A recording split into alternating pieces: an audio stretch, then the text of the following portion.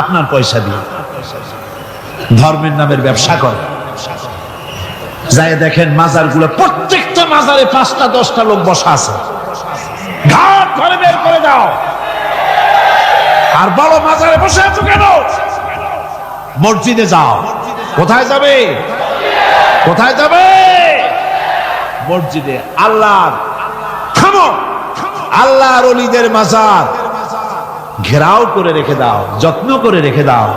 গরু ছাগল ভেড়া হাবিজাবি কিছু যেন যেতে না পারে, যত্ন করে রাখো, সম্মান দিয়ে রাখো। কিন্তু তোমার ওখানে পাহারা দিতে বলছে কি? তুমি ওখানে বসে থাকো কেন? গুড় যেখানে পিঁপড়া সেখানে। পয়সা দেওয়া বন্ধ করে একটারও পাবেন না ওখানে। ঠিক কিনা কর? সব ধান্দাবাজ পয়সার লোভে ওখানে বসে থাকে, গাঁজা খায়, মদ খায়, নামাজ পড়ে না। আর আপনার টাকা দিয়া খোঁজ নিয়ে দেখেন মাজারের মুতল্লি যত আছে সব বাসের মালিক, ট্রাকের মালিক, কোটি কোটি টাকার ব্যবসা করে। সুতরাং এগুলি ছাড়েন, এ ধান্দাবাজি বন্ধ করুন। মাজারের সাথে কোনো সম্পর্ক নাই। মুসলমানের সম্পর্ক কেবল মসজিদের সাথে। কিসের সাথে? মসজিদের সাথে সম্পর্ক করে। আমার বন্ধুগণ, বিপদ আসলে পরে কবরের কাছে যাওয়া নয়, বিপদ আসলে পরে মসজিদে যান, 2 রাকাত কাজায়ে হাজাতের নামাজ পড়েন। রাসূলুল্লাহ পড়েছেন, কাজায়ে হাজাতের নামাজ পড়েন, সেজদায় পড়ে গিয়ে আল্লাহর কাছে কাঁদেন, আপনার বিপদ আল্লাহ রব্বুল আলামিন দূর করে দিবেন। আরে এমন আল্লাহরে ছুঁয়া কি যে বলবো, মানুষের যে কি হইছে। আমি সিলেটে দেখেছি শাহজালাল রহমতুল্লাহ আলাইহি, আল্লাহর ওলি, শাহ আমানত আল্লাহর ওলি, শাহ মাহদুব আল্লাহর ওলি। এই ওলিরা কোনদিন বলে যায় নাই যে আমার মাজারে পাহারা দিয়ে তোমরা টাকা আদায় করো। বলছে কেউ? শাহজালাল রহমতুল্লাহ আলাইহির মিশন কি ছিল আর এই পাগলেরা করে কি? হযরত শাহজালালের তরবারি আজও আছে। আমি তরবারি দেখেছি, দোধারি তরবারি হাতে নিয়ে এসেছেন। এক হাতে ছিল তরবারি আর এক হাতে ছিল আল্লাহর কোরআন। যখন সিলেটে ঢুকলেন, সিলেটে যখন ঢুকলেন, গৌর গোবিন্দ তার সব তিনি আজান দেওয়ালেন। আজান শোনা মাত্র মূর্তিগুলো কাঁপতে লাগলো। গৌর গোবিন্দের কলজা গলার কাছে চলে আসছে। জিজ্ঞেস করছে ব্যাপারটা কি, এরকম হচ্ছে কেন? জ্যোতিষীরা বলল যবন এসেছে, মেলেচ্ছ এসেছে, আর উপায় নাই। শাহজালাল রহমতুল্লাহ আলাইহি তিনি বসলেন গেটের কাছে। এবার সব পালাচ্ছে। গৌর গোবিন্দ বলল সাপুরিয়াদের ডেকে যে আমারে একটা বাক্সের মধ্যে ভরিয়া সাপ বলে চালাই দি, আমি সামনে পড়তে চাই না। ভয়তে কলজা গলার কাছে চলে আসছে শুধু আজান শুনে। এরপরে লোক সব চলে যাচ্ছে, উনি দেখতেছেন যাও যাও যাচ্ছে সব। তারপরে ঝুড়িতে করে যাচ্ছে সাপুরিয়ারা, তোমাদের মধ্যে কি সাপ? যাও যাও যাও। এরপরে বড় একটা বাক্স, ওটার মধ্যে কি? কাজে হুজুর আমরা সাপ খেলা দেখি, এর মধ্যে সাপ। নামাও, আমি সাপ খেলা দেখবো, নামাও। এরপরে বাক্স খুলছে, দেখে যে আসল সাপ বাইর হয়েছে। গৌর গোবিন্দ বলল যে আমার রাজত্ব ছেড়ে দিলাম, আমারে জানে বাঁচা। শাহজালাল রহমতুল্লাহ আলাইহি বললেন আমি তো মারতে আসি নাই, আমি তো হত্যাকাণ্ড করতে আসিনি, আল্লাহর দ্বীনকে নিয়ে এসেছি। তিনি ক্ষমা করে দিলেন। সেই শাহজালাল রহমতুল্লাহ আলাইহির মাজারে লোকেরা বিভিন্ন জায়গা দিয়ে যায়, বাস ভরে ভরে যায়, যাইয়া চাদরের উপরে যাইয়া মাথা ঘা দিতে থাকে আর কাঁদতে থাকে। কতগুলো গজাল মাছ আছে, বিরাট বিরাট গজাল, গায়ে শ্যাদলা পড়ে গেছে, দেখলে মনে হয় যেন রিটায়ার্ড অফিসার, এরকম মোটা। ওগুলারে মুড়ি খাওয়া, কলজা খাওয়া। একটা কুয়া আছে, পানি এত পচা, কয় যে এইটার আর এক মুখ হলো জমজমের সাথে মিশানো। নাউজুবিল্লাহ। হায় রে মানুষ, মুসলমানের আকীদা হয় এত খারাপ, আকীদা বদতর হয়ে গেছে। এগুলি ধর্মের নামে ব্যবসা, এগুলি জোরে বলেন কি? এই ব্যবসা বন্ধ করতে হবে। এ ব্যবসা বন্ধ করতে হবে। এরা ধর্মের নামে লুটেরা, চাদর দিয়ে, আগরবাতি দিয়ে, মোমবাতি দিয়ে, সেজদা দিয়ে মুশরিক হয়ে যাচ্ছে, ইসলাম থেকে খারিজ হয়ে যাচ্ছে। আমার কাছে রিপোর্ট এসেছে প্রচন্ড ভিড়ে মানুষের কষ্ট হচ্ছে, তো কি করা যাবে? আমি বললাম ভিড়, আর আপনারা যদি ভিড় দেখতে চান তাহলে তো সব লোক দাঁড়ায় যাবে, আপনাদের তো দেখার দরকার নেই। একটু চেপে চেপে বসেন আর জোরে সোরে জিকির করেন, লা ইলাহা ইল্লাল্লাহ, লা ইলাহা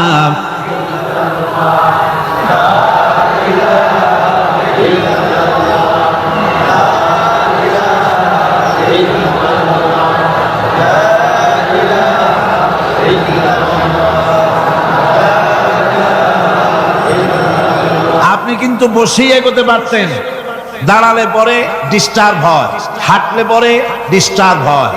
নিজের কপালটারে খারাপ করেন না, এত সুন্দর আল্লাহর কথা শোনা থেকে নিজেকে মাহরুম করতে চেষ্টা করেন না। নিজেও শোনেন, অপরকেও শুনতে দেন। বসেন, মাজা ব্যথা করবে না, আল্লাহ মাজা ব্যথা ভালো বানায় দেবে যত সময় বসবেন। কোন আলহামদুলিল্লাহ। আপনারা বসছেন যে জায়গাটায়, এটা বেহেশতের টুকরা। এটা কি? এরা প্যারেড ময়দান নয়।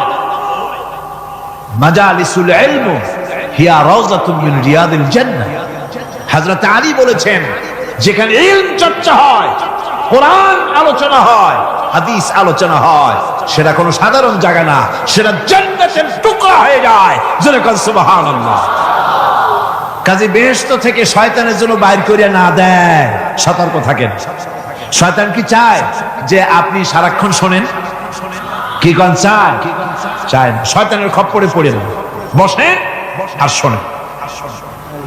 ঈমানদার যখন বিপদে জর্জরিত হতে থাকে তখন সে ভেঙে পড়ে না, তখন অন্ধকারের, বিপদের অন্ধকার বিদীর্ণ করে আলোর এক প্রভা তার চোখের সামনে উদ্ভাসিত হয়ে ওঠে। সেটা কি?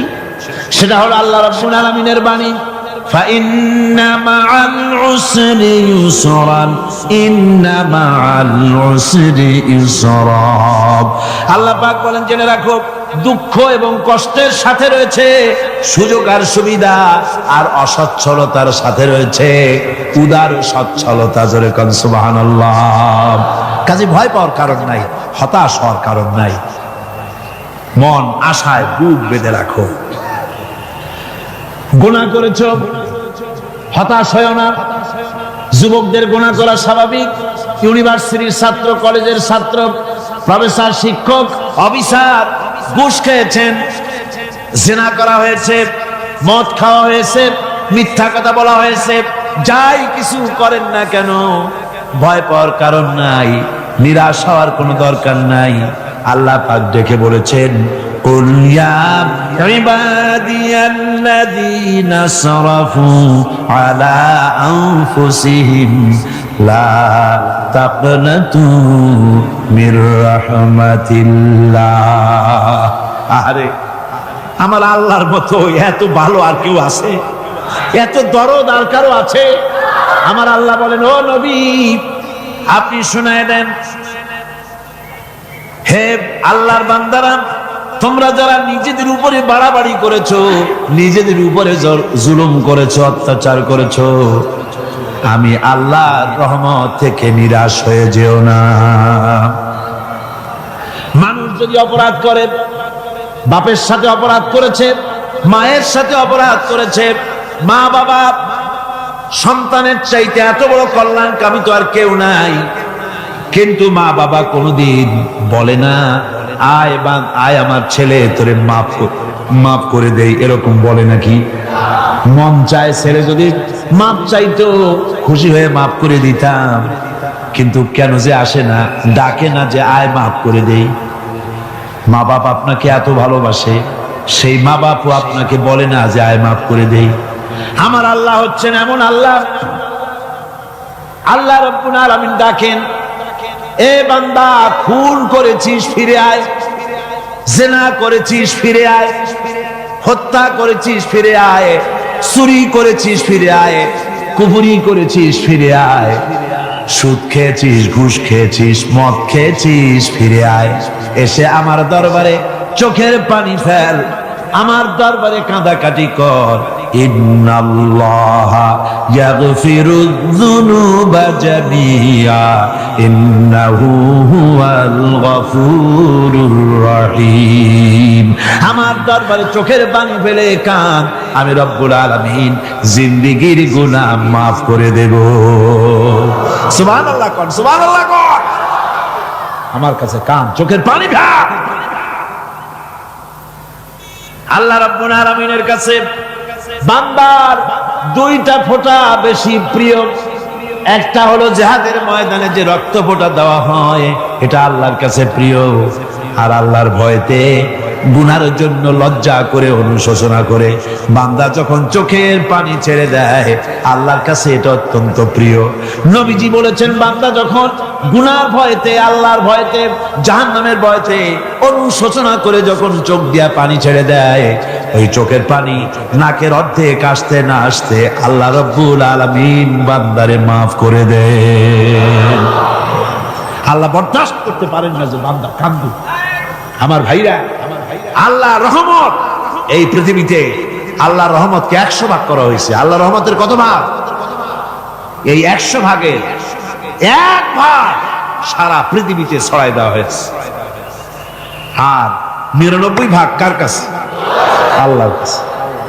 একটা ভাগ দুনিয়া ছড়ানো হয়েছে আদম আলাইহিস সালাম থেকে নিয়ে এই পর্যন্ত, এখান থেকে নিয়ে কিয়ামত পর্যন্ত পৃথিবীতে যত মানুষ আসবে, যত প্রাণী আসবে, তাদের মধ্যে প্রাণী জগতেও গাভী তার বাছুরকে ভালোবাসে ঠিক কিনা, হাতি তার বাচ্চাকে ভালোবাসে ঠিক কিনা, মুরগি তার বাচ্চাকে ভালোবাসে কিনা, প্রত্যেক মাই তার সন্তানকে ভালোবাসে মানুষের মতো। এই ভালোবাসা, এই স্নেহ, এই মমতা, এই করুণা, এই মহব্বত একটা ভাগ দুনিয়ায় দেওয়ার পর আপনি আর আমি যতটুকুন ভাগে পেয়েছি, সেই মহব্বত স্ত্রীর মহব্বতে অস্থির, মায়ের মহব্বতে অস্থির, সন্তানের মহব্বতে অস্থির। এখন চিন্তা করেন, একটা ভাগ সারা পৃথিবীতে বিতরণ করার পর যেটুক পেয়েছি, তাতে যদি এত মহব্বত হয়, তাহলে এর 99 ভাগ মহব্বত যে আল্লাহর কাছে জমা আছে, এই বান্দার জন্য তার কত মহব্বত, এই বান্দার জন্য কত করুণাতা, কত মহব্বতটা, কত দয়াটা। এজন্য আল্লাহ রাব্বুল আলামিন বলেছেন, নাব্বি ইবাদি আন্নী আনাল গফুরুর রহিম। ও আমার নবী, সুসংবাদ দিয়ে দাও, বান্দাদেরকে শোনায় দাও যে আমি আল্লাহ তাআলা ক্ষমাশীল আর দয়াবান। হুজুর কাঁদতেছিলেন, হযরত ওমর রাদিয়াল্লাহু তাআলা আনহু এসে দেখেন হুজুর একা কাঁদতেছে। হুজুর জিজ্ঞেস করছেন, হযরত ওমর জিজ্ঞেস করলেন, হুজুর আপনি কাঁদতেন কেন একা একা? হযরত ওমর বলেন, আমি যখন প্রশ্ন করলাম, নবীজি বললেন, আমার কাছে কিছু আগে জিবরাইল এসেছিলেন। জিবরাইল এসে আমাকে বললেন, আল্লাহ পাক বলেছেন, হে আমার নবী, ইসলামের ভিতরে থেকে যে সমস্ত মানুষগুলো ইসলামের ভিতরে থেকে চুল আর দাড়ি পাকায় দিছে, কিয়ামতের দিন এই লোকগুলারে আমি শাস্তি দিতে আমার শরম হবে। হযরত ওমর বলেন, হুজুর উম্মতের জন্য কত বড় খুশ খবর এটা, আর আপনি কাঁদতেছেন। হুজুর বলেন, ওমর তুমি জানো না, আমার কান্নার কারণ ভিন্ন। আমার কান্নার কারণ হলো যে আল্লাহ রাব্বুল আলামিন কিয়ামতের দিন দাড়ি চুল পাকা বান্দারে শাস্তি দিতে শরম করবেন। সেই দাড়ি চুল পাকা বান্দাগুলি আল্লাহর সাথে নাফরমানি করতে শরম করে না। আমি এই লজ্জায় কাঁদতেছি। ভাইরা, হুজুর আল্লাহ পাক বলেন, আমার নবী, রাতের আধারে যখন একটা বুড়া আমার দরবারে হাত উঁচু করে, একটা বুড়া মানুষ রাতের আধারে যখন আমার দরবারে হাত উঁচু করে, আর যখন বলতে থাকে, রব্বুল আলামিন, আমার পেছনের জীবনটা বড় খারাপ করেছি, এমন কোন কাজ জীবনে করি নাই যা তোমার কাছে কিছু দাবি করতে পারি, সব রকমের নাফরমানি করেছি, আজ আমি বুড়া হয়ে গেছি, কামাই করতে পারি না, ছেলে আমাকে চোখে দেখতে পারে না, পুত্রবধূ আমাকে ঘরে জায়গা দেয় না, আমার স্ত্রী আমাকে দেখতে পারে না, রোজগার করতে পারি না, হাঁটতে পারি না, চলতে পারি না, সবার কাছে আমি তিতা হয়ে গেছি, আমি দাঁড়াতে পারি না, কোমরে ব্যথা পাই, হাঁটুতে ব্যথা পাই, চলতে পারি না, কানে শুনতে পাই না, চোখে দেখতে পারি না, আর তোমার কাছে কিছু চাইয়া নেব এমন ভালো কাজও করি নাই। এইভাবে যখন বান্দা কাঁদতে থাকে আমার দরবারে, ও আমার হাবিব আমার রহমতের দরিয়ায় জোশ মেরে যায়, আমার শরম হয় এই বুড়াটারে কেমনে খালি হাতে ফিরাইয়া দেই। সুবহানাল্লাহ, সুবহানাল্লাহ। আমার আল্লাহর এত দয়া, আমার আল্লাহর এত মায়া, এত মহব্বত। আমার আল্লাহ রাব্বুল আলামিন বলেন, وَإِذَا سَأَلَكَ عِبَادِي عَنِّي فَإِنِّي قَرِيبٌ। ও আমার হাবিব, আমার বান্দা আমার ব্যাপারে প্রশ্ন করে, আমি বান্দার একদম নিকটে। কোরআন শরীফের ভিতরে যত জায়গায় রাসূলকে বলা হয়েছে সুয়ালের কথা, আপনাকে প্রশ্ন করা হয়, আল্লাহ তার জবাব কুল এই কথা বলে জবাব দিয়েছেন। যত জায়গায় সুয়াল এসেছে, যেমন কোরআনে কারীমের মধ্যে আল্লাহ পাক বলেন, ওয়ায়াসআলুনাকা আনিল মাহিদ, মেয়েদের হায়েজ সম্পর্কে জিজ্ঞাসা করা হয়, কুল হিয়া আযা, হে নবী আপনি বলুন। এভাবে করে কুল দিয়ে জবাব দেওয়া হচ্ছে। আবার প্রশ্ন করা হচ্ছে, ওয়ায়াসআলুনাকা আনিল আনফাল, এই গনিমতের মাল সম্পর্কে হুজুর আপনাকে, হে নবী আপনাকে প্রশ্ন করা হয়। আল্লাহ কুল দিয়া জবাব দিলেন, আল্লাহ বলেন আপনি বলেন। ওয়ায়াসআলুনাকা আনিল খামরি ওয়াল মাইসির, আল্লাহ পাক বলেন নবী আপনারে প্রশ্ন করা হয়, কুল ফীহিমা ইসমুন কাবীর, আল্লাহ কুল দিয়া বললেন তুমি বলো। আবার বলা হলো, ওয়ায়াসআলুনাকা আনিল আহিল্লা কুল হিয়া মাওয়াকিতু লিন্নাস, নবী আপনাকে প্রশ্ন করা হয় চাঁদের ক্রমবর্ধমান এবং ক্রমহ্রাস, এই যে বাড়ে আর কমে, পূর্ণিমা হয় অমাবস্যা হয়, কেন হয় আপনি বলুন। কুল, আপনি বলেন এটা আমি অক্ত এবং সময়, বছর আর দিন গণনা করার জন্য পৃথিবীবাসীদের জন্য বিনা পয়সায় একটা ক্যালেন্ডার বানাইয়া আকাশে ঝুলাই রেখেছি। এভাবে যত জায়গায় এসেছে আপনাকে প্রশ্ন করা হয়, তত জায়গায় আল্লাহ জবাব দিয়েছেন কুল আপনি বলেন।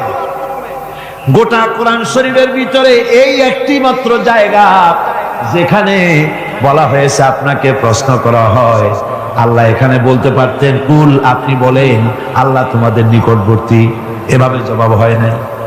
এটা কায়দাটা হলো এই, আল্লাহ বলতেছেন ওয়াইজা সালাকা ইবাদি, ও আমার নবী প্রশ্ন তো আমার বান্দারা আমার ব্যাপারে করেছে, এবার আপনার জবাবের কোনো দরকার নাই, প্রশ্ন আমার ব্যাপারে আমি নিজে জবাব দিয়ে দেই, ফা ইন্নী কারীব। ও বান্দা আমার ব্যাপারে প্রশ্ন করেছিস, জবাব আমি দেই, আমি তোর সবচাইতে বেশি নিকটে। সুবহানাল্লাহ, কত নিকটে? ওয়ানাহানু আকরাবু ইলাইহি মিন হাবলিল ওয়ারিদ, তোর যে রব এই শাহরগের চাইতেও আমি তোর বেশি কাছে। সুবহানাল্লাহ, আমারে ডাক, আমারে ডাক, কলিজা দিয়া ডাক, অন্তর দিয়ে ডাক। মনের থেকে মানুষ যদি ডাকে, মুখের ডাক আর মনের ডাক এক জিনিস নয়। দিল সে জুবাত নিকলতি হ্যায়, असर रखती है पर नहीं मगर ताकते परवाज रखती है। দিল থেকে যে কথা বেরোয় তা প্রভাব বিস্তার করে, ডানা নাই কিন্তু ওড়ার ক্ষমতা রাখে। মনের কথাই ভিন্ন, মন থেকে, দিল থেকে, কলিজা থেকে, অন্তরের গভীর কন্দর থেকে মুহাব্বতের সাথে কেউ যদি একবার বলে আল্লাহ, বলেন আল্লাহ, আল্লাহ, আল্লাহ। আল্লাহ রাব্বুল আলামিন বলেন অন্তরের অন্তঃস্থল থেকে একটি বার যদি বান্দা বলেন আল্লাহ, আল্লাহ বলেন 70 বার সাড়া দিয়া জিজ্ঞেস করি, বান্দা কি চাও, আমি তোমার কাছে আছি। সুবহানাল্লাহ, আমি তোর একদম কাছে, কি চাস বল, বল আমার কাছে। এমন দয়াবান, এমন মেহেরবান, এমন আল্লাহ আমাদের, সে আল্লাহ রাব্বুল আলামিন, তিনি বলছেন وَقَالَ رَبُّكُمُ ادْعُونِي أَسْتَجِبْ لَكُمْ, তোমাদের রব বলেছেন আমারে ডাকো, আমি আল্লাহ ডাকের সাড়া দিয়া দেব। সুবহানাল্লাহ। কারে ডাকতে হবে? কারে ডাকতে হবে? এই বিশাল জনসমুদ্র একটুকু চিল্লা কোন কারে ডাকতে হবে? কোন পীর সাহেবকে নয়, আল্লাহর কসম কোন খাজা বাবাকে নয়, ডাকতে হবে কারে? চিল্লা এখন কারে? ওয়াকালা রাব্বুকুম উদউনি, তোমার রব তোমাকে বলতেছে আমারে ডাকো, আস্তাজিব লাকুম, আমারে ডাকবে আমি সাড়া দিয়ে দেব। সুবহানাল্লাহ। আল্লাহকে ডাকেন, কি চাই আপনার বলেন, কি চাই? আল্লাহর কাছে চান, আল্লাহ দিয়ে দিবে। দেওয়ার জায়গা আল্লাহর কাছে চাইবেন, আল্লাহ দিবেন। দেওয়ার জায়গা, চাওয়ার জায়গা হলো সেজদায় পড়ে যাবেন। আমার ভাইয়েরা, জায়গাটা চিনায় দিলাম। মাজারে যাওয়া লাগবে না, কবরে যাওয়া লাগবে না, 2 রাকাত নামাজ পড়ে সেজদায় পড়ে গিয়া যত বিপদ আছে, মুসিবত আছে, সেজদার মধ্যে চোখের পানি ছেড়ে দেন আর কেন্দে কেন্দে জীবনের কথা বলেন। আল্লাহ রাব্বুল আলামিন আপনার আওয়াজ শুনবেন আর দোয়া কবুল করে নিবেন। কাঁদতে হবে আল্লাহর কাছে। কার কাছে? আল্লাহ। সুম্মা ইস্তাগফিরুল্লাহ, আর এরপরে সে যদি আমি আল্লাহর কাছে ক্ষমা চাই, ইয়াজিদিল্লাহ গফুরার রহিমা, সে আমি আল্লাহকে গফুর এবং রহিম হিসাবে পাবে। সুবহানাল্লাহ। আল্লাহকে গফুর এবং রহিম হিসাবে পাওয়া যাবে।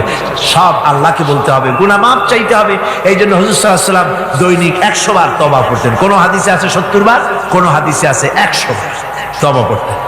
নামাজের পরে তো প্রত্যেক নামাজই পড়তেন হুজুর, সালাম ফিরাতেন আর সাথে সাথে বলতেন আল্লাহু আকবার, আস্তাগফিরুল্লাহ, আস্তাগফিরুল্লাহ, আস্তাগফিরুল্লাহ। মনে থাকবে আপনাদের? মনে থাকবে? সালাম ফিরাইয়া কি বলবেন? না, সালাম ফিরাবার সাথে সাথে বলবেন আল্লাহু আকবার, তারপরে পড়বেন আস্তাগফিরুল্লাহ, আস্তাগফিরুল্লাহ, আস্তাগফিরুল্লাহ। তওবা করবেন, আল্লাহর কাছে সবসময় গুনাহ মাফ চাইতে থাকবেন, বিনীত থাকবেন। আল্লাহকে পাওয়া যাবে, তাকে রহিম হিসেবে পাওয়া যাবে। সুতরাং ঈমান বিল্লাহ, আল্লাহর প্রতি ঈমান আনলে পরে 4 নম্বরে যে উপকারটা হবে সেটা হলো হতাশায় ভুগবে না, নিরাশায় ভুগবে না, আশায় বুক বেঁধে উঠবে, ঈমান মজবুত হবে, আল্লাহর কাছে মানুষ বিনয়ী হয়ে যাবে। এবার 5 নম্বরের উপকার আমি বলছিলাম, ঈমান বিল্লাহ, আল্লাহর প্রতি ঈমান আনলে পরে অসংখ্য উপকার হয়, অসংখ্য বৈশিষ্ট্যের আছে। এর 6টা উপকারের কথা আমি বলবো। কয়টা? অসংখ্য উপকারের ভিতরে প্রধান 6টি উপকারের কথা বলবো। এর বললাম কয়টা? 4টে বলছি। এবার হলো 5ম উপকারের কথা। আল্লাহর প্রতি আপনি পূর্ব পশ্চিমে কতবার মুখ ঘোরালেন, এটাই কিন্তু আপনার আসল সৎ কাজ নয়। আসল সৎ কাজ হলো আল্লাহর প্রতি ঈমান আনা। এই ঈমানের ব্যাপারে 3টা দিন আমরা পার করে দিলাম, এখনো কথা শেষ হয় নাই। আল্লাহর প্রতি ঈমান আনলে পরে যে উপকারটা হবে 5 নম্বরে, সেটা হলো কঠোর এবং কঠিন বিপদের ভিতরে বান্দার ভিতরে অবিচলতা এবং ধৈর্যের সৃষ্টি হয়ে যাবে। আলহামদুলিল্লাহ। কঠিন বিপদ মুসিবত আসতে পরে সে অবিচল থাকবে।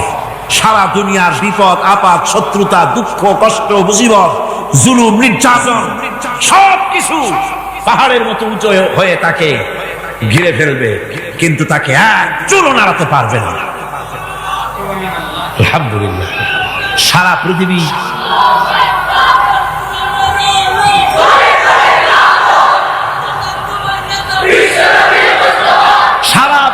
একদিকে আর সে একা একদিকে থাকবে। বিরোধিতা তো হবেই, বিপদ তো আসবেই। কবি বলতেছেন সাথে যা কার রহা হ্যায় अज़ल से ताइम रोज सते जाका रहा है अज़ल से ताइम रोज चरागे मुस्तफावी से शरारे बुल हबीस সে আবহমান কাল থেকে শুরু করে মুস্তাফা সাল্লাল্লাহু আলাইহি ওয়াসাল্লামের দীপ শিখার সাথে আবু জেহেল আবু লাহাবের অগ্নিস্ফুলিঙ্গের টক্কর লেগেই আছে। রাসূলুল্লাহ আল্লাহর দেওয়া এই বিধানে দ্বীনের বাতিটা টিম টিম করে জ্বলেছে। আর গোরকি টর্নেডো হাজার হাজার মাইল বেগে হেরিকেন এসেছে, গোরকি এসেছে, টর্নেডো এসেছে, টাইফুন এসেছে, কিন্তু এই আলো নিবাইতে পারে নাই। সুবহানাল্লাহ, এই আলো নিবাতে পারে নাই। এই শত্রুতা চিরকালে নিবাতে পারবে না। কারণ হচ্ছে আল্লাহ রাব্বুল আলামিন বলেছেন ইউরিদুনা লিইউতফিউ নূরাল্লাহি বিআফওয়াহিহিম ওয়াল্লাহু মুতিম্মু নূরিহি ওয়ালাউ কারিহাল কাফিরুন। ওরা চায় মুখের ফু দিয়ে আমার আলোকে নিভিয়ে দেবে, কিন্তু আমি আমার আলোকে পূর্ণতা দান করব।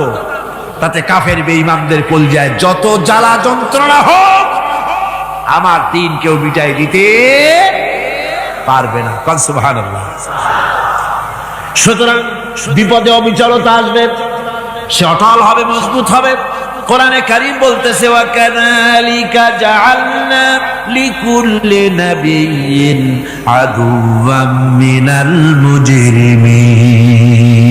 এই পৃথিবীতে এমনি করে আমি সকল নবীদের শত্রু বানিয়েছি, সব পাপিষ্ঠ অপরাধীদেরকে। নবীদের সাথে বিরোধিতা করেছে কারা? পাপিষ্ঠরা, অপরাধীরা। আজও খুঁজে দেখেন, আজও ইসলামী আন্দোলনের বিরোধিতা যারা করে সবগুলি কি পাপিষ্ঠ? সত্য কি রাখ? ইসলামী আন্দোলনের বিরোধিতা যারা করে হিসাব করে, চোখ দিয়ে তাকায় দেখেন, খুঁজে দেখেন তাদের নামগুলি।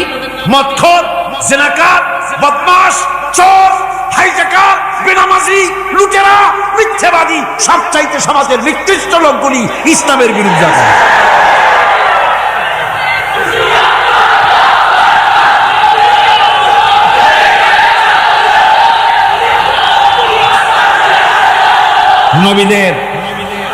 নবীদের শত্রু আল্লাহ বলেন সব যুগে নবীদের সাথে শত্রুতা করেছে পাপিষ্ঠরা।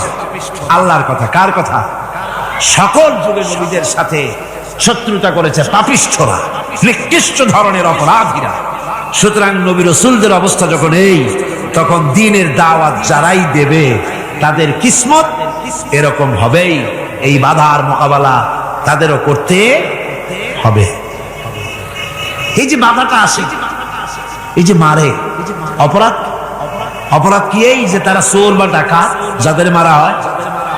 আল্লাহ রাব্বুল আলামিন বলেন অপরাধ হলো ওয়ামা নাকামু মিনহুম ইল্লা আইয়ুমিনু বিল্লাহিল আজিজিল হামিদ। অপরাধ হচ্ছে ঈমানদার লোকদের উপর নির্যাতন চালিয়েছে, অন্য কোনো কারণে নয়। কারণ একটাই, তারা আল্লাহর জমিনে আল্লাহর দ্বীন প্রতিষ্ঠা করতে চেয়েছে, আর কোনো অপরাধ না। জমিন আল্লাহর, জমিন কার? এই বিশাল জনসমুদ্র গর্জে উঠুন একযোগে, বলুন জমিন কার? আইন চলবে কার? এখানেই সংঘর্ষ বেঁধেছে আবহমান কাল ধরে। মানুষ অত্যাচারিত হয়েছে, সাহাবায়ে কেরাম অত্যাচারিত হয়েছেন। বুখারী শরীফের হাদিসে এসেছে রাসূল করিম সাল্লাল্লাহু আলাইহি ওয়াসাল্লামের কাছে হযরতে খাব্বাব গিয়ে উপস্থিত হয়েছিলেন। হযরতে খাব্বাব বলেন, হাদিসটা এভাবে লেখা হয়েছে বুখারীতে, ওয়ান খাব্বাব বিন আরিদ রাদিয়াল্লাহু তাআলা আনহু قال شكونا إلى رسول الله صلى الله عليه وسلم وهو متوسد بردة له في ظل الكعبة। রাসূলুল্লাহর কাছে কেন? কাবা শরীফের কাছে গিয়া দেখি নবীজি একটা চাদর গায়ে দিয়ে তিনি আরাম ফরমাচ্ছিলেন কাবা শরীফের ছায়ায়। সেখানে গিয়ে বললাম, আলা তাস্তানসিরু লানা আলা তাদউ লানা ইয়া রাসূলুল্লাহ, হে আল্লাহর রাসূল, আপনি কি আমাদের জন্য আল্লাহর কাছে দোয়া চাইবেন না? আপনি কি আল্লাহর কাছে আমাদের জন্য সাহায্য চাইবেন না? আমাদের লোকগুলিকে, মুসলমানগুলিকে মারতে মারতে তো শেষ করে ফেলে দিল। তারা আমাদের সুমাইয়াকে মারলো, আমাদের খাব্বাবকে উটের সাথে পায়ের দড়ি লাগায় টানলো, আমাদের খোবায়েবকে তারা আগুনের উপরে চিৎ করে শোয়ায় রাখলো, না খায় রাখতেছে, মারতেছে, কষ্টে তো শেষ হয়ে গেলাম। হুজুর, আপনি কি আমাদের জন্য দোয়া করবেন না? হাদিস শরীফে এসেছে, নবীজি উঠে বসলেন সোজা হয়ে। নবীজি বলেন, ও আমার সাহাবী, ও খাব্বাব, শোনো, তোমাদের আগে এই পৃথিবীতে যারা দ্বীনের দাওয়াত দিতে এসেছিলেন তাদেরকে সমকালীন রাষ্ট্রশক্তি, সমাজ শক্তি তাদেরকে ধরত। ফায়ুখাজুর রাজুলু, তাদেরকে তারা ধরত।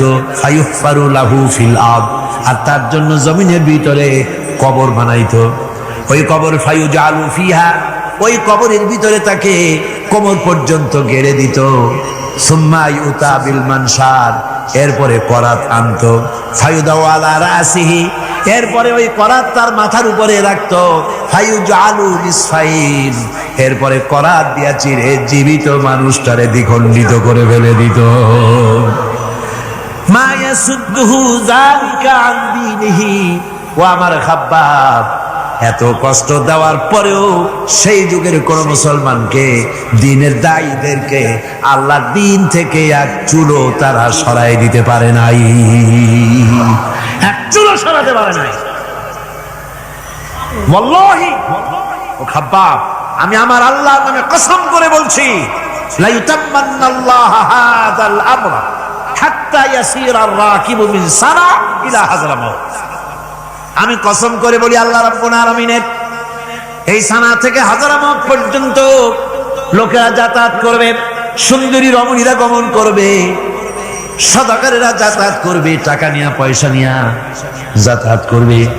তাদের মনের মধ্যে লুটের ভয়, টাকার ভয়, চুরির ভয়, ডাকাতির ভয়, জেনার ভয়, হত্যার ভয়, ধর্ষণের ভয়, কোনো ভয় থাকবে না। লা ইয়াখাফু ইল্লাল্লাহ, আল্লাহ ছাড়া কোনো ভয় থাকবে না। এমন একটা সমাজ, এমন একটা সময় আসবে। ওয়ালাকিন্নাকুম তাস্তাজিলুন, অথচ খুব তাড়াহুড়ো তোমরা করতেছো। তাড়াহুড়ো করো না, সময় আসবে ইনশাআল্লাহ। আর সে সময় আসছিল মদিনায়, আসে নাই? আসে নাই? সুতরাং আজও চট্টগ্রামের এই বিশাল জনসমুদ্রকে বলতে চাই, নির্যাতন, স্বৈরাচার, জুলুম, অত্যাচার, হত্যাকাণ্ড যা কিছু ঘটতেছে, ধৈর্য ধরুন, আন্দোলনে শরীক হন, জান বাজি রাখুন। এ বাংলাদেশেও আগামী যে পার্লামেন্ট হবে, আগামী জাতীয় নির্বাচনে যে পার্লামেন্ট তৈরি হবে, ইনশাআল্লাহ সেই পার্লামেন্ট হবে কোরআনের পার্লামেন্ট, ইনশাআল্লাহ।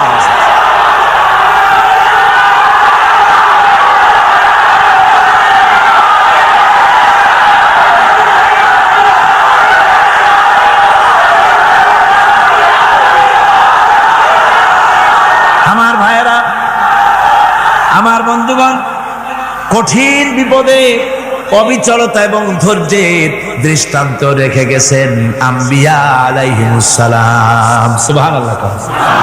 কঠিন বিপদে অবিচলতা, দৃঢ়তা, ধৈর্য কারে বলে, তার দৃষ্টান্ত কারা রেখেছেন? আম্বিয়া আলাইহিমুস সালাম। ওনারাই আমাদের আদর্শ, নবীরাই আদর্শ।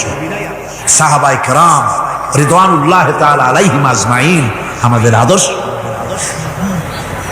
ভাইরা আমার, মুসা আলাইহিস সালামকে ফেরাউন যখন ঘিরে ফেলে দিল, কোরআনের সব কথা গল্প গুজবার ইতিহাসের জন্য লেখা হয় নাই। কোরআনের মধ্যে যা লেখা হয়েছে সব বান্দাদের উপদেশের জন্য, যাতে করে লোকেরা চিরটা কাল এর থেকে উপদেশ নিয়ে নিজেদের তৈরি করতে পারে। জোরে বলেন সুবহানাল্লাহ। মুসা আলাইহিস সালামের কথা আল্লাহ বলেন, ফেরাউন তাকে ঘিরে ফেলে দিল, পালাবার রাস্তা নাই। ফালাম্মা তারাআল জামআন ক্বালা আসহাবু মূসা ইন্না লামুদরাকুন। মুসা আলাইহিস সালামের উম্মতরা বললেন, হে মুসা, পাকড়াও হয়ে গেছি, পালাবার রাস্তা নাই। তিন দিক থেকে আমাদেরকে ঘেরাও করেছে ফেরাউনের শক্তি। সামনে কি দরিয়া, আর তিন দিকে কি ঘেরাও আন্দোলন। পালাবার পথ নাই, পালাবার পথ নাই, সারাশি আক্রমণ, ঘেরাও আন্দোলন। এই যে ঘেরাও টেরাও তো আজকে নতুন নাই, ঘেরাও আসছে অনেক আগের থেকে। আসলে কথা বুঝতে পেরেছি? মাইক না থাকলে আমি কি করবো কোন? আজকে এরকম হচ্ছে কেন? আগামীকাল ঠিক হবে ইনশাআল্লাহ, রাগ করেন না। গান হচ্ছে, বসেন বসেন। শয়তান ঢুকছে মাইকের মধ্যে। অনেক সময় হয় কি, মাইকের হাই পাওয়ারের যে মেশিন আছে, এর ভিতরে ইথার থেকে রেডিওর ওই গানগুলি ওর মধ্যে ঢুকে পড়ে। কথা বুঝতে পেরেছে? এই জন্য শয়তান তো আর বসে থাকে না, ওরও তো কিছু করার আছে। ধৈর্য ধরেন, ধৈর্য ধরেন। কালকে অপারেটরদেরকে মাওলানা শামসুদ্দিন সাহেবের কাছে অনুরোধ করবো, অপারেটর একটু ভালো করে হেদায়েত করে দেবেন। মাইকে আজকে আমার নিজেরও কষ্ট হচ্ছে, আমিও বুঝতে পারছি না যে আমার কথাগুলি কি আওয়াজে বেরোচ্ছে, যার জন্য আমাকে বেশি চিল্লাইতে হচ্ছে। বক্তাকে কি লাউডে তার কথা বেরোচ্ছে তা তার কানে আসতে হয়, তাহলে বোঝা যায় যে আমার কথাগুলি কিভাবে বেরোচ্ছে। এটা এই অবস্থায় সিচুয়েশন আজকে নাই, এবং লোকেরাও মাইকের ব্যাপারে আজকে অভিযোগ করেছে যা বিগত 16 বছরে করে নাই। সেটের ব্যাপারে কোথাও কোনো অসুবিধা হয়েছে? মাইকটা ভালো, এবং মাইক যারা দেন প্রতি বছর খেদমত করে, আল্লাহ তাদের প্রতি রহম করুন। সবাই বলেন আমিন। এদেরকে রাগ করে পথে পাই আবার মারধর করেন না। সিলেটের যে তাফসীর মাহফিল হয়, বিগত 19 বছর তাফসীর করেছি একটানা, এবার 20 বছর পুরো হবে ইনশাআল্লাহ। সিলেটে একটানা 20 বছর তাফসীর করতেছি সেখানে। তো মাইক, একটা লোক বিনা পয়সা মাইক দেয়, মাইকের ভাড়া সে নেয় না। তাফসীরের মাহফিলের মাইকের ভাড়া নেয় না।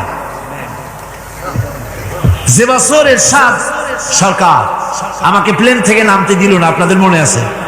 সিলেট থেকে ফিরাই দিল। এই খবরটা মাইকম্যান যখন শুনেছে যে আমাকে নামতে দেয় নাই, ফিরাই দেওয়া হয়েছে, সাথে সাথে স্ট্রোক করেছে, হার্ট ফেল করে দুনিয়া থেকে বিদায় হয়ে গেছে। সিলেটে তাফসীর হতে পারবে না, এই কথাটা বরদাস্ত করতে পারে না। আমি কেঁদেছি আর দোয়া করেছি, আল্লাহ কোরআনের মহব্বতে লোকটার এই অবস্থা হলো, তোমার জান্নাত তুমি দয়া করে তাকে দান করে দিও। কাজী কোনো ব্যবসায়ী চায় না যে তার ব্যবসাটা খারাপ হোক, লোকেরা মন্দ বলুক। এ মাইকের ব্যাপারে আপনারা আজকে রাগারাগ করেন না, যা হয়েছে কালকে ভালো হবে ইনশাআল্লাহ। সবাই বলেন ইনশাআল্লাহ। এখন চলেন আমরা ফেরাউনের অবস্থা দেখি গিয়া কি করতেছে ফেরাউন। মুসা আলাইহিস সালামকে ঘেরাও করে ফেলেছে, পালাবার উপায় নাই। একদিকে দরিয়া, তিন দিকে ফেরাউনের শক্তি। এই যে ঘেরাও টেরাও মানে নতুন তো না, ধর্মঘট নতুন না, এ পুরানা জিনিস। এই পৃথিবীতে সর্বপ্রথম ধর্মঘট কিসের উপরে হয়েছে জানেন? এই পৃথিবীর প্রথম ধর্মঘট হয়েছে পেঁয়াজ, রসুন আর ডাইলের উপরে। মুসা আলাইহিস সালামের জামানায় লান নাসবিরা আলা তাআমিন ওয়াহিদ, আমরা এক রকমের খাদ্য আর খাবো না, আমাদের পেঁয়াজ দেওয়া লাগবে, ডাল দেওয়া লাগবে, রসুন দেওয়া লাগবে। সর্বপ্রথম ধর্মঘট হয় মুসা আলাইহিস সালামের জামানায়, সেখান থেকে শুরু হয়েছে। কিন্তু মশাল মিছিল যে আসলো কই থেকে, এইটা আমি খুঁজে পাইনি। পরে প্রত্যেকটা জিনিসের ইতিহাস আছে, আমি খুঁজতে খুঁজতে পেলাম। আমি জানি না এর ইতিহাস মূলে কোথায়, কিন্তু আমি যতদূর খুঁজে পাইছি সেটা হলো মশাল মিছিলের আবিষ্কার হয়েছে লঙ্কায় রাবণের সময়। হনুমানের লেজে আগুন দিয়া তারপরে লঙ্কা কাণ্ড ঘষালো, নামই আছে লঙ্কা কাণ্ড। হনুমানেরা লেজে আগুন দিয়ে রাবণ যে লঙ্কায় মশাল মিছিল করেছিল হনুমানদের দিয়া, ওই হনুমানের ওই সিস্টেমটা এখনো আমাদের দেশে চালু আছে। এইটা আসলে কোন ভদ্রলোকের এই মিছিল হওয়া উচিত না। আগুন নিয়ে কিসের মিছিল? আগুন হলো জাহান্নামের প্রতীক। আগুন কিসের প্রতীক? জাহান্নামের প্রতীক। যদিও আমাদের উপকারে লাগে, কাজে লাগে। সুতরাং আমরা যা করব, প্রত্যেকটা জিনিসের পেছনে সুন্নতে নববীর কোনো না কিছু থাকতে হবে। কথা বুঝতে পেরেছেন? তিন দিক থেকে ঘেরাও হয়ে গেছে, পালাবার কোনো রাস্তা। হযরতে মুসা আলাইহিস সালামের কাছে উম্মতরা বললেন, পালাবার তো কোনো পথ নাই, এখন উপায়টা কি? আমাদের তো আর উপায় নাই। মুসা আলাইহিস সালাম দেখেন বিপদে পড়ে গেছেন, কিন্তু ধৈর্য হারান নাই, ভয় পান নাই। ভয় পাইছিলেন?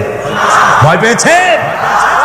প্রশ্নই ওঠে না। মুসা আলাইহিস সালাম আল্লাহ পাক যাদেরকে বলেছেন উলুল আযম রাসূল, যাদের বলেছেন তার মধ্যে হযরত মুসা একজন উলুল আযম পয়গম্বর। চারটি গাড়ি কথা না, আল্লাহ কথা বলছেন তার সাথে, কালিমুল্লাহ তিনি। সুবহানাল্লাহ। মুসা আলাইহিস সালাম শোনালেন, কাল্লা ইন্না মাইয়া রাব্বি সায়াহদিন। কখনো নয়, আমার উম্মতেরা ভয় পেও না, আমার রব অবশ্যই আমাকে পথ দেখাবে। সুবহানাল্লাহ। তিন দিক থেকে শত্রু, একদিকে দরিয়া, পালাবার কোন রাস্তা নাই, সেখানে দৃঢ়তার সাথে তিনি বলছেন অবশ্যই আমার আল্লাহ আমারে পথ দেখাবে। সুবহানাল্লাহ। নবীরা এই দৃঢ়তা দেখিয়েছেন, অবিচলতা দেখাইছেন।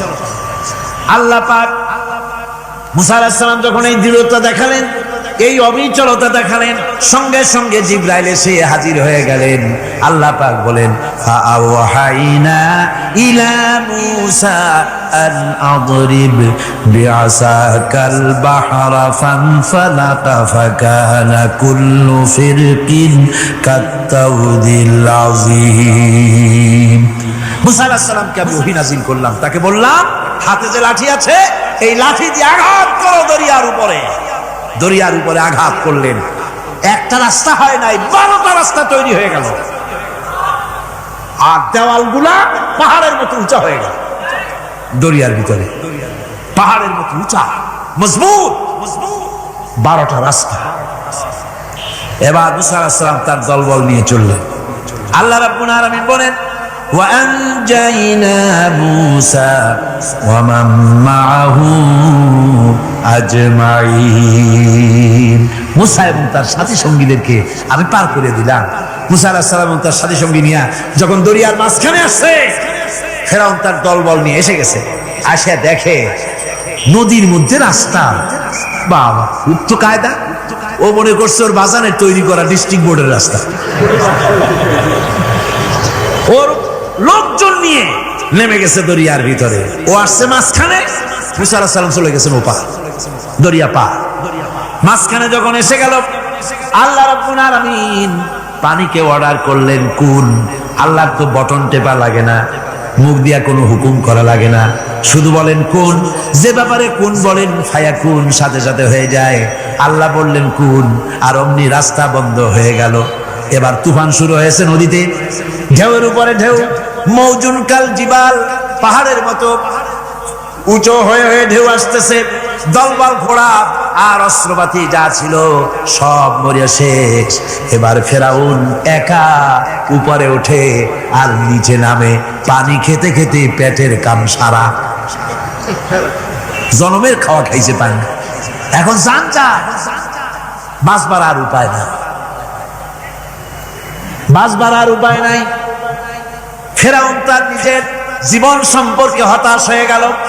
এবার ফেরাউন বলতেছে, আমানতু আন্নাহু লা ইলাহা ইল্লাল্লাযী আমানাত বিহি বানু ইসরাঈল। আমি ঈমান আনলাম, আমি ঈমান আনলাম আল্লাহ ছাড়া কোন ইলাহা নাই। ওই আল্লাহর উপর ঈমান আনলাম যে আল্লাহর উপর ঈমান এনেছে বনি ইসরাঈলেরা। আল্লাহ যাতে ঠিক পায় যে কোন আল্লাহর উপর ঈমান আনছে। বনি ইসরাঈলের আল্লাহর উপর ঈমান আনলাম। আল্লাহ এই তো মুসলমান হয়ে গেছে, এরপরও আমার সুবাও কেন? আল্লাহ রাব্বুল আলামিন জবাবে বলেন, আল আন, এখন وَقَدْ عَصَيْتَ قَبْلُ وَكُنْتَ مِنَ الْمُفْسِدِينَ।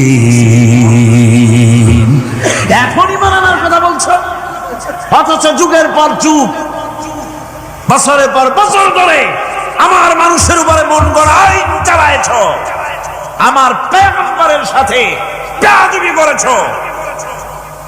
আজ তোমাকে আমি ছাড়ছি না, তোমাকে আজকে ছেড়ে দেব না, আমি তোমাকে মারব, আর সমস্ত প্রাণীগুলিকে, স্থলচর প্রাণীগুলিকে আল্লাহ পাক অর্ডার দিয়া দিলেন, এই ফেরাউনের লাশকে ডুবাবি না, পচাবি না, খাবি না। আলিয়াউমা নুনাজ্জিকা বিবাদানিক, আমি তোমার শরীরে বাঁচায় দেব।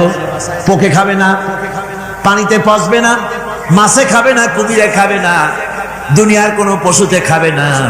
আমি তোরে শুটকি বানাইয়া রাখবো, যাতে করে দুনিয়ার সমস্ত ফেরাউন যত যুগে যুগে আসে তোরে দেখে যেন হেদায়েত নিতে পারে। ফেরাউনকে আল্লাহ শুটকি বানায় রাখছে। আমি ফেরাউনদের লাশ দেখেছি ব্রিটিশ মিউজিয়ামে। ফেরাউন তো একটা না, অনেকগুলা। আসলটারে অবশ্য দেখিনি। ব্রিটিশ মিউজিয়ামে ওই ফেরাউন গুলার লাশ যখন অসুবিধা হয়, মমিগুলি, তখন ইংল্যান্ডে নিয়ে যায় চিকিৎসা করাবার জন্য। চোখ টোক আছে গর্তের ভিতরে, তারপরে চামড়া টামড়া হাড়ের সাথে মিশানো, ওইভাবে চেহারা দেখলে মনে হয় যে সত্যি ফেরাউন এগুলো। আর ব্রিটিশের কাম মিশর থেকে নামছে এমন কোন জিনিস নাই। আমি সেখানে এক বক্তৃতা বলছিলাম, আপনারা এদের কোন সভ্য, এদের কোন ভদ্র, এরা হলো ইন্টারন্যাশনাল সোর্স। ওরা সারা দুনিয়া চুরি করেছে। লন্ডনে বক্তৃতা করেছি, সারাটা দুনিয়া চুরি করছে, আমাদের দেশকে শোষণ করেছে। এই বিশাল ভূভাগকে শোষণ করে ইংল্যান্ডের দ্বীপটাকে তারা সাজাইছে। তারা ময়ূর সিংহাসনের, শাহজাহানের ময়ূর সিংহাসনের ময়ূরের বাম চোখে কোহিনূর মণি লাগাইছিলেন। শাহজাহান ময়ূরের ডান চোখে কোহিনূর মণি লাগায় নাই। কোহিনূর মণির অনেক দাম, আমি দেখে এসেছি মণি। এখন সেটা কুইন এলিজাবেথের মুকুটে শোভা পাচ্ছে।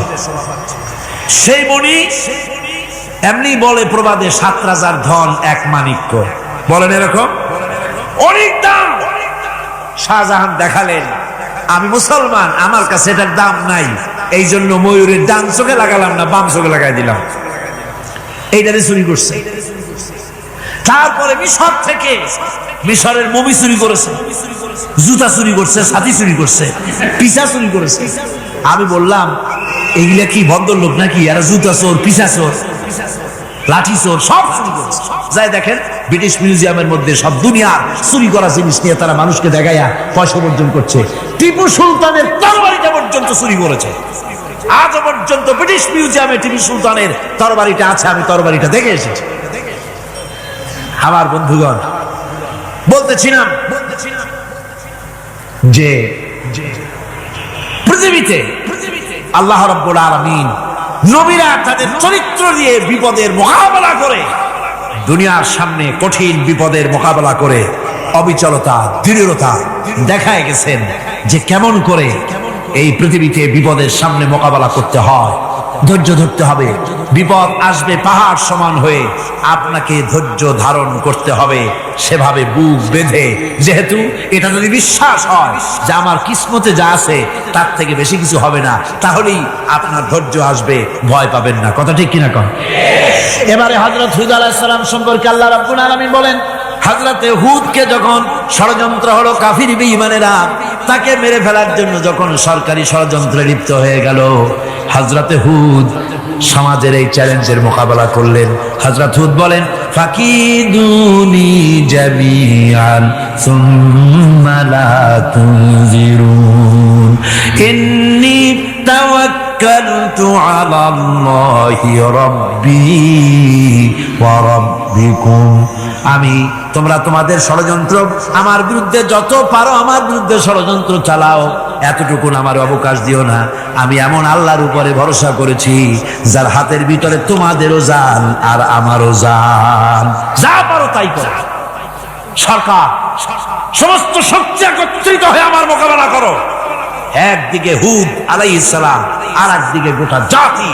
হযরত হুদ ভয় পায় নাই। সুবহানাল্লাহ। ঈমান বিল্লাহ মানুষের কলিজাকে এভাবে শক্ত করে দেয়। কোন আলহামদুলিল্লাহ। এবারে এই বিপদের, কঠিন বিপদের মোকাবেলা করে আমার রাসূল যে প্রমাণ দিয়া গেলেন, আমার রাসূল যে কঠিন বিপদের মোকাবেলা করলেন, ভাইরা আমার, হিজরতের রাতে সওর পাহাড়ের ভিতরে যখন তিনি আশ্রয় নিলেন, হযরতে আবু বকরের সাথে ছিলেন। হযরতে আবু বকর রাদিয়াল্লাহু তাআলা আনহু বলেন, হুজুর আপনি দাঁড়ান, এটা তো পাহাড়িয়া গুহা, গুহার ভিতরে সাপ থাকতে পারে, বিচ্ছু থাকতে পারে, আমি আগে ঢুকি, বিপদ যদি হয় আমার উপর থেকে হয়ে যায়। গুহার ভিতরে নেমে গুহা সাফ করলেন। এরপরে হুজুরকে ডাকলেন, হুজুর তাশরীফ নিলেন গুহার ভিতরে। এরপরে হুজুর বললেন, আবু বকর পাহাড়ে হেঁটে হেঁটে 2-3টা পাহাড় পাড়ি দিয়া যাওয়া লাগে সুর পাহাড়ে। মদিনার সোজা রাস্তা হুজুর ধরেন নাই, মেসফালার পথ দিয়া জাবালে কেদোয়ার উপর দিয়া 3টা পাহাড় পাড়ি দিয়া তারপরে হুজুর গেলেন সুর পাহাড়ে। গুহার ভিতরে হুজুর তাশরীফ নিলেন। বললেন, আবু বকর তুমি বসো, তোমার উরুর উপরে মাথা রেখে আমি একটু আরাম করি। হযরতে আবু বকর বসলেন, হুজুর তার উরুর উপরে মাথা রেখে ঘুমায় গেলেন। আর এরপরে কাফির বেঈমানেরা তালাশ করতে করতে কাফেরেরা এসে গেল পায়ের চিহ্ন দেখে দেখে গর্তের কাছে। হযরত আবু বকর ভয়তে কেঁদে ফেললেন, আহারে আর তো উপায় নাই, এবার তো ধরা পড়ে গেছি, এবার নবীজিকে মেরে ফেলে দেবে। নবীর মহব্বতে, নিজের মহব্বতে নয়, নবীর মহব্বতে কাঁদতেছিলেন। হুজুর বলেন, হুজুরের ঘুম ভেঙে গেল। বলো, আবু বকর কাঁদতো কেন? ছেলের কথা, মেয়ের কথা, বিবির কথা, বাড়ির কথা মনে পড়লো নাকি? হযরত আবু বকর বলেন, ইয়া রাসূলুল্লাহ, আল্লাহর কসম করে বলি, যেদিন ঈমান এনেছি এই কলিজার ভিতরে মা বাপ, স্ত্রী, পুত্র, পরিজন, এমনকি আমার নিজের জীবনের চাইতে আপনারে বেশি ভালোবাসি। তা কাঁদতো কেন? কাঁদতো কেন? হযরত আবু বকর বলেন, হুজুর ধরা পড়ে গেছি, কাফেররা এসে গেছে গর্তের কাছে, তাকালি আমাদের দেখতে পাবে, আমরা তো মাইনরিটি, ওরা তো মেজরিটি, আমরা তো ধরি মারি ফেলাই দেবে, আপনাকে মেরে ফেলে দেবে, এই জন্য কাফি। আল্লাহ রাব্বুল আলামিন, হুজুর তখন কি দৃঢ়তা, কি অবিচলতা, কি ধৈর্যের পাহাড় সম মনোবৃত্তি তখন দেখালেন। আল্লাহ কোরআন শরীফে চিরকাল যাতে মানুষেরা হেদায়েত নিতে পারে সেজন্য হুজুরের কথা উঠায় দিলেন কোরআনে। আল্লাহ পাক বলেন, ইযহুমা ফিল গার ইয ইয়াকুলু লিসাহিবিহি লা তাহজান ইন্নাল্লাহা মা'ানা। ও বন্ধু, ভয় পেও না, আল্লাহ আমাদের সাথে আছেন। সুবহানাল্লাহ। আল্লাহ আমাদের সাথে আছেন। আমরা মাইনরিটি নই, আমরাই মেজরিটি। আল্লাহ আছে আমার সাথে, ভয় পাওয়ার কোনো কারণ নেই। সুবহানাল্লাহ। আল্লাহ পাক বলেন, ফাআনজালাল্লাহু সাকিনাতাহু আলাইহি ওয়া আইয়াদাহু বিজুনুদিন লাম তারাওহা। আমি এদের অন্তরের ভিতরে আমি শান্তি নাজিল করে দিলাম, প্রশান্তি দিয়া দিলাম, আর আমি সাহায্য করলাম, আর এমন সব সৈন্য পাঠায় দিলাম যে সৈন্যগুলি তোমরা দেখতে পাও নাই। সুবহানাল্লাহ ওয়া বিহামদিহি। ভাইরা আমার, রাসূল করিম সাল্লাল্লাহু আলাইহি সাল্লাম এই বিপদের মাঝে, চরম বিপদের মাঝে অবিচলতা, দৃঢ়তা, কঠিন আত্মনির্ভরতা দেখিয়েছেন। এগুলি হলো ঈমানের 5ম নম্বরের উপকারিতা। আল্লাহর প্রতি ঈমান আনলে এভাবে পাহাড় সম ঈমান মজবুত হয়ে যায়। জেলের পরোয়া করি না, ফাঁসির পরোয়া করি না, শহীদ হওয়ার পরোয়া করি না, মেরে ফেলে দেবে, উড়ায় দেবে, হত্যা করবে, পরোয়া করি না। পরোয়া করি কেবলমাত্র কাকে? জোরে বলেন, কারে? এইরকম মুসলমান হাজার হাজার লাখ লাখ দরকার নাই, 313 জন যথেষ্ট। কয়জন যথেষ্ট? 313 জন যথেষ্ট। বদরে যারা জান দিয়ে, মাল দিয়ে দ্বীনকে প্রতিষ্ঠিত করেছিলেন, এরকম 313 দিনই যথেষ্ট ছিল। আল্লাহর দ্বীনকে কায়েম করার জন্য যদি রক্ত দেওয়া লাগে, তাহলে এই বিশাল জনসমুদ্রকে প্রশ্ন করি, ভয় পাবেন? রক্ত দিতে পারবেন? যদি জেলে যাওয়া লাগে দিতে পারবেন? যদি শহীদ হতে হয় তাও কি পারবেন? এই দৃঢ়তা, এই অবিচলতা, এই ঈমান, এই ধৈর্য শিক্ষা দেয়, এই উপকার করে ঈমান বিল্লাহ। আল্লাহর প্রতি ঈমান আনলে এভাবে পাহাড়ের মতো শক্ত হয়ে যায় কলিজা। কোন আলহামদুলিল্লাহ। আমার বন্ধুগণ, এবার আমি বলবো সর্বশেষ উপকারের কথাটা বলি, মোনাজাত ছেড়ে দেব। কয়টার কথা বলছিলাম? উপকার ছয়টা উপকারের কথা বলেছি। অনেকগুলি বৈশিষ্ট্য, অনেকগুলি উপকারের মধ্যে আল্লাহর প্রতি ঈমানের 6টা উপকারের কথা 5টা বলা হয়ে গেছে। এবার 6ষ্ঠ নম্বর এবং শেষ নম্বর, এটা হচ্ছে আল্লাহর প্রতি ঈমান আনলে পরে তার দ্বারা সবচাইতে বেশি ফায়দা পায় সমাজ এবং রাষ্ট্র। কল আলহামদুলিল্লাহ, কল আলহামদুলিল্লাহ। আল্লাহর প্রতি ঈমানের দ্বারা নৈতিক সংশোধন হয় এবং রাষ্ট্র আর সমাজ সবচাইতে বেশি উপকৃত হয়। কারণ হলো ঈমানদার ব্যক্তি আল্লাহর প্রতি যে ঈমান এনেছে, তার মনের মধ্যে ধারণা এটা হয়, আমার কোনো কাজ তো গোপন থাকে না। ইন্নাল্লাহা লা ইয়াখফা আলাইহি শাইউন ফিল আরদি ওয়ালা ফিস সামা। আল্লাহর কাছে গোপন বলতে কিছু নাই, আকাশেও নাই, জমিনেও নাই, কোনো কিছু গোপন নাই। সুতরাং আমি যা করি সব আল্লাহ দেখেন এবং শোনেন। এমনকি মানুষ যে কল্পনা করে, সে কল্পনাও আল্লাহ টের পায় না, নাকি টের পায় কিনা? ওয়াইন তুবদু মিন আনফুসিকুম আও তুখফুহু ইউহাসিবুকুম বিহিল্লাহ। মনের ভিতরে যে কল্পনা করো, আল্লাহ পাক বলেন এই কল্পনারও হিসাব আমি রব্বুল আলামিন তোমার কাছ থেকে নেব। ফায়ুআযযিবু মান ইয়াশাউ, যারে খুশি শাস্তি দেব, আর যারে খুশি আমি মাফ করে দেব। জোরে বলেন সুবহানাল্লাহ। ফায়াগফিরু লিমান ইয়াশা ওয়া ইউআযযিবু মান ইয়াশা, যারে খুশি মাফ করব, যারে খুশি শাস্তি দেব। কল্পনারও হিসাব নেব। এই কথা মুমিনের যদি জানা থাকে, তাহলে আর তার কোনো চিন্তা থাকে না, তার নৈতিক চরিত্র ভালো হয়ে যায়। কোন সুবহানাল্লাহ।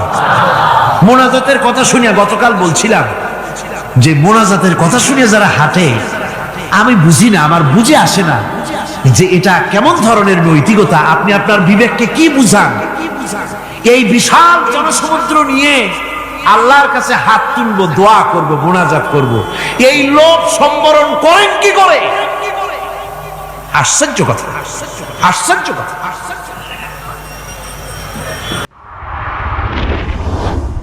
এই পৃথিবীর 1 ইঞ্চি মাটির জন্য দেখেন না শহরে কি করে, বাড়ির পাশে বাড়ি উঠাইছে, 1টা ইঞ্চি জমিন ছাড়বে না। হায় হায়। আর একজনের রাস্তা পাক আর না পাক, জমিন ছাড়বো না। অন্যের জমিন দখল করায় কি মজা পায়। হায় হায়। অন্যের জমিন নেওয়ার জন্য পাগল হয়ে যায় মানুষ। দুনিয়াকে ভালোবাসে। 1 কাঠা জমির জন্য, 1 আঙ্গুল জমিনের জন্য মামলা মোকদ্দমা, জজ কোর্ট, হাইকোর্ট, সুপ্রিম কোর্ট, তারপরেও ছাড়ে না, ঠিক না? এই জমিন যে এত ভালোবাসলেন, এত মামলা মোকদ্দমা করলেন, এই জমিনের 1 ইঞ্চিও খেতে পারবেন না, বরং মরিয়া দেখেন জমিন হা করে আপনাকে গিলে ফেলে দেবে। আপনার হাড্ডি গুড্ডি গুস্ত সুদ্ধা মিশে যাবে এই মাটিতে। পৃথিবীকে ভালোবাসে কোনো লাভ নাই। স্ত্রী পুত্র পরিজন যার যতটুকু পাওনা দিবেন, ভালোবাসবেন, কিন্তু মূল ভালোবাসা, কলিজাটা ভরা থাকবে আল্লাহর জন্য। কার জন্য? স্ত্রীর ভালোবাসা স্ত্রীকে দিবেন, মায়ের শ্রদ্ধা, বাপের শ্রদ্ধা, সন্তানের ভালোবাসা আলাদাভাবে দিবেন। আর সব থেকে যিনি ভালোবাসা পাওয়ার দাবিদার, তার জন্য রাতের বেলায় জাগুন, সিজদা দিয়ে কাঁদতে থাকুন। এই চোখ দুটা কে দিছে? এই জিহ্বা কে দিছে? এই কান কে দিয়েছেন? এই সুন্দর শরীর কে দিয়েছেন? বলার তৌফিক, শোনার তৌফিক কে দিয়েছেন? এই হক আদায় করতে গভীর রাত্রে জাগতে হবে, পাইকারি দরে ঘুমায়েন না। একটু জাগুন, শেষ রাত্রে উঠুন, শেষ রাত্রে জেগে প্রেম করুন আল্লাহর সাথে। প্রেম কি ঢোল পিটায় করা যায়? ইনকিলাব, সংগ্রাম, এইসব পত্রিকায় বিশাল হেডিং দিয়ে কেউ প্রেম করে? বিজ্ঞাপন দিয়ে, টেলিভিশনে বিজ্ঞাপন দিয়ে প্রেম করে। প্রেম করে কিভাবে? গোপনে। আর মিলিত হয় নির্জনে। সবচাইতে বড় প্রেমিক হবে নিজে হতে হবে, আর আল্লাহকে সব থেকে বেশি ভালোবাসা দিতে হবে। সেজন্য আল্লাহ রাব্বুল আলামিন বলেছেন প্রেম করার জন্য কিছুটা নির্জনতা প্রয়োজন। এজন্য দিনের আলোতে ওয়াজআলনান নাহারা মাআশা, দিন বানাইছি রুজি রোজগার করার জন্য, ওয়াজআলনাল লাইলা লিবাসা, আর রাত বানাইছি শান্তির বাহন হিসাবে, আচ্ছাদন। সূর্যের আলোর ঝলকানি চলে গেছে, আলোর তীব্রতা আর নাই। গোটা পৃথিবীর উপরে আমি একটা কালো চাদর দিয়া ঢেকে দিলাম রাতের আধার, আর একেবারে অন্ধকার না করে আকাশে ডিম লাইটের মতো করে কতগুলি তারা জ্বালায়া দিলাম। এখন কেউ জেগে নাই, সব ঘুমানো। আমার প্রেমিক কে আছো, ওঠো, উজু করে সেজদায় পড়ে যাও, সেজদায় পড়ে যাও, কান্দো, গুনাহ মাপ চাও, যা করেছ মাপ চাও। তুমি গুনাহ করেছ আর আমি মাফ করার মালিক। ইন্নাল্লাহা ইয়াগফিরুয যুনুবা জামিআ, সব মাফ করে দেব, গুনাহগুলি নেকি দিয়া বদলায় দেব। আমার কাছে কাঁদো, চোখের পানি ফেলো। প্রিয় ভাই, সব রাতে জাগতে শিখুন। রাসূলুল্লাহ বলেছেন, ওর থেকে ভালো স্বামী আর দুনিয়ায় নাই। কে বলেছেন? রাসূলুল্লাহ বলেছেন, ওর থেকে ভালো স্বামী আর দুনিয়ায় নাই, যে গভীর রাত্রে নিজে জেগে তাহাজ্জুদ রুজু করে নিজের বউরে উঠায়। বউ উঠতে চায় না, পানি এনে বউয়ের মুখের উপরে ছিটায় দেয়, ওঠো বিবি, একসাথে তাহাজ্জুদের নামাজ পড়ি। রাসূলুল্লাহ বলেছেন, ওর থেকে ভালো বউ পৃথিবীতে আর নাই, যে বউ রাতের বেলায় ঘুমের থেকে জেগে তাহাজ্জুদের উজু করে, স্বামীরে উঠাইতে চেষ্টা করে, ওঠে না, উজুর পানি স্বামীর চেহারায় ছিটায় দেয় আর বলে, স্বামী ওঠো, একসাথে তাহাজ্জুদের নামাজ পড়ি। এই পৃথিবীতে আমাদের ভালোবাসা যেন শেষ না হয়, এক জান্নাতে যেন থাকতে পারে। কাঁদো, ওঠো। গভীর রাত্রে তাহাজ্জুদের নামাজ পড়ে মাথাটা নিচু করে গুনগুন করে গাইতে থাকে, নিয়া আল্লাহু পড়ে, নিয়া আল্লাহু, ইয়া রহমানু, ইয়া রহিমু, ইয়া হাইয়ু, ইয়া কাইয়ুম। প্রাণ দিয়া বলেন, ইয়া আল্লাহু, ইয়া রহমানু, ইয়া রহিমু, ইয়া হাইয়ু, ইয়া কাইয়ুম। ইয়া আল্লাহু, ইয়া রহমানু, ইয়া রহিমু, ইয়া হাইয়ু, ইয়া কাইয়ুম। তাহাজ্জুদের নামাজ পড়ে এভাবে আল্লাহরে ডাকে দেখেন, চোখ দিয়া পানির বন্যা নেমে আসে, যদি ঈমান একটুও থাকে। এই কান্না, নবীজি বলেছেন, জাহান্নামের ভয়তে আমার সাথে না ভরমানি করেছে। এই শরমে পড়ে বান্দা যখন চোখ দিয়া পানি ছেড়ে দেয়, ওই চোখের পানি নাকের অর্ধেক আসতে না আসতে আমি আমার বান্দারে মাফ করে দেই। আল্লাহু আকবার। আল্লাহ আমাদের কান্দার তৌফিক দাও, তাহাজ্জুদ পড়ার তৌফিক দাও, পাঁচ ওয়াক্ত নামাজ পড়ার তৌফিক দাও, তোমাকে ভয় করার তৌফিক দাও, তোমার ভয় আর মোহব্বত দিয়ে কলিজা ভরে দাও, তোমার রাসূলুল্লাহর মোহব্বত দিয়ে আমাদেরকে পাগল বানায় দাও। আল্লাহ, দুনিয়া বড় খারাপ জায়গা। এই দুনিয়ায় আল্লাহর কাছে সৌন্দর্য চাইতে হবে দুনিয়া, কিন্তু দুনিয়াকে স্থায়ী মহব্বত করা যাবে না। প্রিয় ভাই, সব আপনি যদি লন্ডনে যান, আমেরিকায় যান, কোনোদিন যান নাই, যাইতে হলে এখান থেকে টেলিফোন করেন, ওখানে বন্ধু বান্ধব আছে নাকি? তো লন্ডনে আমেরিকায় সেখানে যাবেন, ওখানে আপনার বন্ধু বান্ধব গ্রামের লোক আছে কিনা খোঁজ করেন, ঠিক না? আবার এখান থেকে ফরেন কারেন্সি নিয়ে যান, যেহেতু ওখানে টাকা চলবে না। টেলিফোন করেন, মোবাইল করেন, ফ্যাক্স পাঠান, আরো টাকা পয়সা সাথে নেন। এরপরেও চিন্তা থাকে, আল্লাহ এরপরে যদি কেউ না আসে তাহলে আমি যাবো কেমনে? এরপরে যাওয়ার সময় আবার বলে দেন যে, ভাই আমি কিন্তু আসতেছি, লন্ডন কোনোদিন আসি নাই, তুমি কিন্তু এয়ারপোর্টে থাকো। একটা বিদেশে যাওয়ার জন্য এত প্রস্তুতি নেন, তো সব জায়গায় বন্ধু বান্ধব কেউ না কেউ তো আছেই।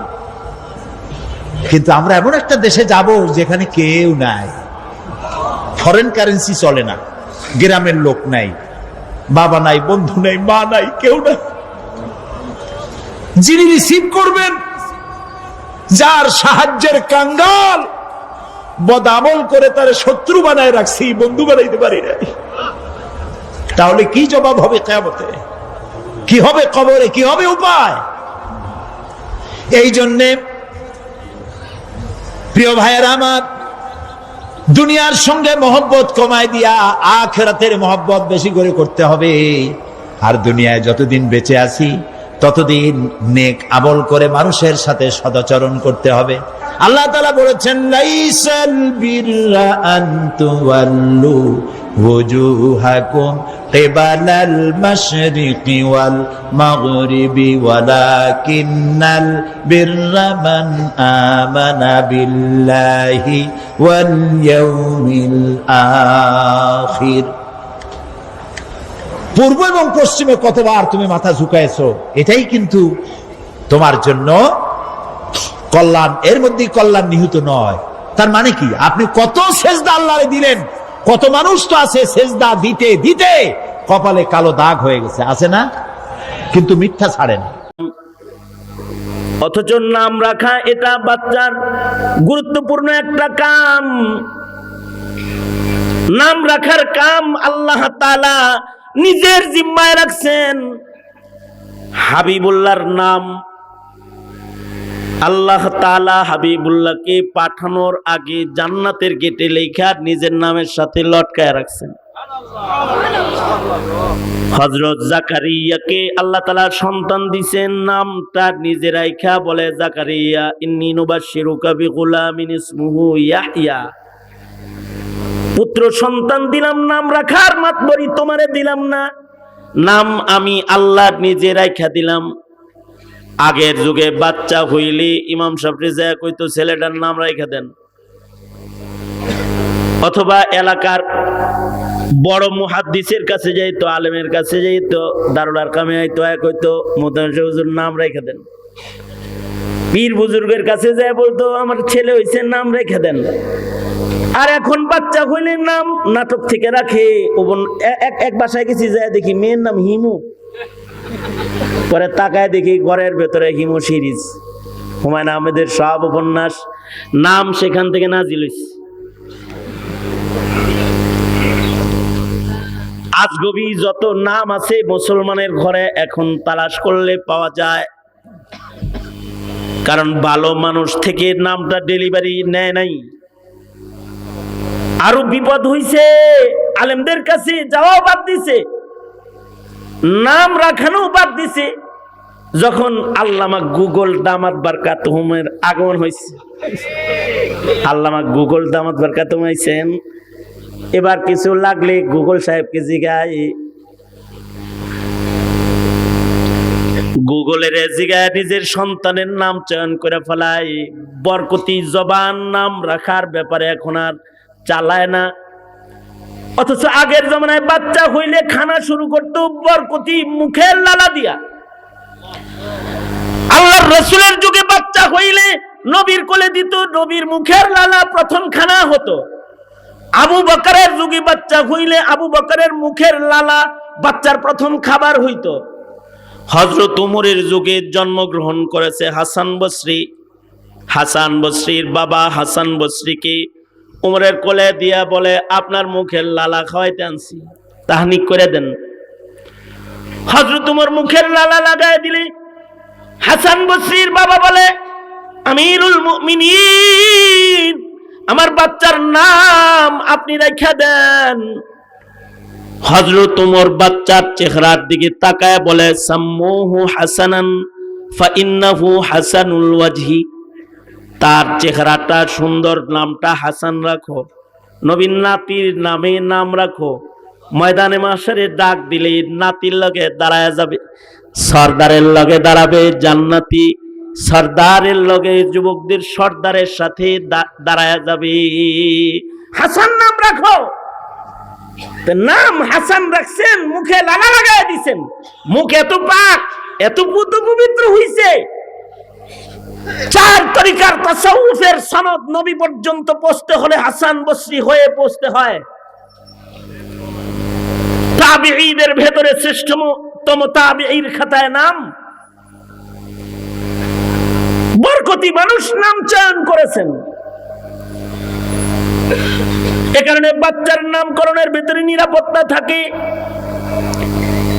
আল্লাহর রাসূল বাচ্চাদের মাথার চুলগুলো 7 দিনের মাথায় কেটে সাদকা করতে বলেছেন সমপরিমাণ।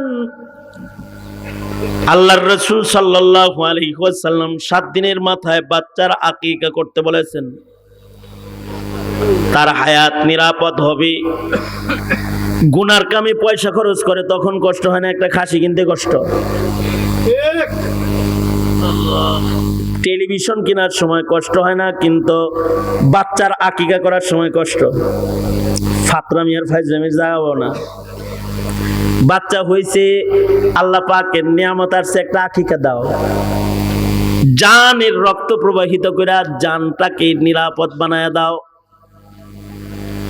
হায়াত নিরাপদ হবে তো ইবাদতের হায়াত হবে, নিরাপদ ইবাদতের হায়াত হবে তো মরণ নিরাপদ হবে। মরণ যাদের নিরাপদ হয় তাদের মরণ জান্নাতে যাওয়ার দরজা হয়। আর মরণের সময় যদি নিরাপত্তা নষ্ট হয় তো বেঈমানের মরণ হয়। এ কারণে হযরত পয়গম্বর ঈসা আলাইহিস সালাম জন্মের দিনে আল্লাহর সালামতি চায়। ওয়ায়াউমা আমুতু ওয়ায়াউমা উবআসু হাইয়া, যেদিন মরণ হবে ওই দিনে আল্লাহর সালামতি চাইতেছে। যতদিন বেঁচে থাকবেন আল্লাহর কাছে বলবেন, আল্লাহ আমার মরণ যেন সুন্দর মরণ হয়। আল্লাহর কাছে উত্তম মওত কামনা করা মুমিনের একটা ইবাদত। আল্লাহর রাসূল উত্তম মরণ কামনা করেছেন, আল্লাহুম্মা আহইনি মিসকিনা ওয়া আমিতনি মিসকিনা ওয়াহশুরনি ফি জুমরাতিল মাসাকিন।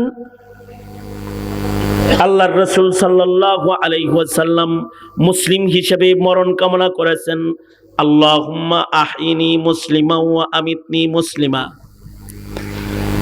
আল্লাহুম্মা আহইনি মা আলিমতাল হায়াতা খায়রান লি ওয়া তাওয়াফফানি ইযা আলিমতাল ওয়াফাতা খায়রান লি।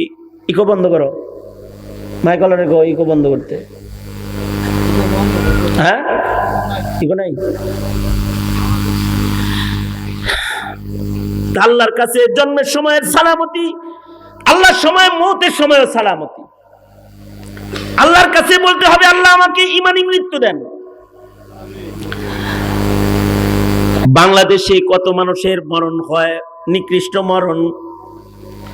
এমন কোন গ্রাম নাই যেখানে নিকৃষ্ট মরণের মানুষ নাই। ফাঁসলে মরে, বিষ খায়া মরে, মরণগুলা নিকৃষ্ট মরণ।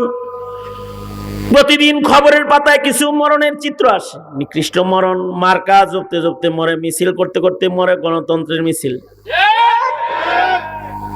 কিন্তু কিছু মরণ আছে উৎকৃষ্ট মরণ। উৎকৃষ্ট মরণ যাদের হয়, মরণটাই তাদের জান্নাতে যাওয়ার দরজা হয়। কিছু মানুষের মরণটা তার আল্লাহর জান্নাতে যাওয়ার দরজা।